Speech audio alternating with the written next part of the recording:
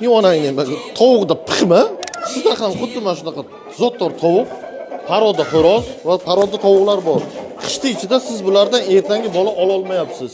Joyingiz issiq, yeyishi maishati zo'r, lekin tuxumdan darak yo'q. Buning uchun nima qilish kerak? Videoni boshlashdan oldin esa kanalga obuna bo'lib, videoga like bosib, xo'roz va tovuq bo'stonchilarga jo'natib qo'ysalaringiz manfaatli bo'ladi. Tovuqlarimizni pushtini qizdirib, bularni yaxshi tuxum olib va xo'rozlarimizni bosishga yordam berish uchun bizlarga Fervit B preparati yordamga keladi.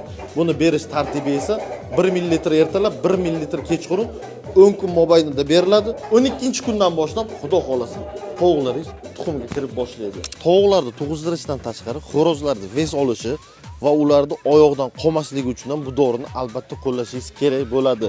Jo'jaligidan beri boshlasa bo'ladi. Yemiga aralashtirilgan holatda.